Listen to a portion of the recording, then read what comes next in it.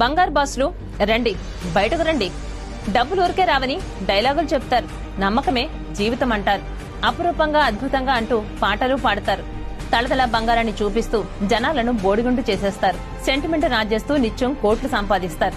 లలిత jewellery, Kalyan jewellers, ఖజానా jewellery, Joy Alukkas ఇలా చెప్పుకుంటూ పోతే ఈ బంగారు షాపులకు లెక్కే లేదు. తెలుగు రాష్ట్రాల్లో బ్రాంచ్లపై బ్రాంచ్లు ఓపెన్ చేస్తూ 100 కోట్ల టర్నోవర్ సాధిస్తున్నారు.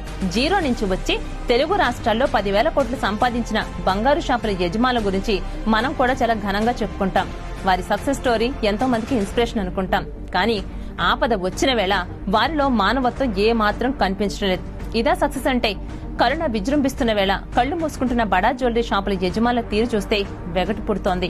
సామాన్యులను సైతం బంగారం కొనేలా సెంటిమెంట్ రాజేసి ఆ జ్యువెలరీ యజమానులు ఇప్పుడు ఎక్కడున్నారు?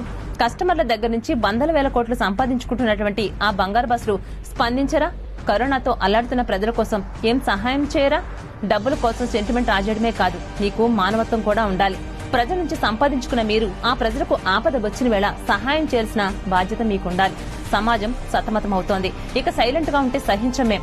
రండి, ప్రజల కోసం మీరు స్పందించాలి, మీరు సహాయం చేయాల్సిందేనంటూ మీకు మేం సవాల్ విసురుతున్నాం. వదిలిపెట్టే ప్రసక్తే లేదు. వినిపిస్తోందా బంగారు బాసులు?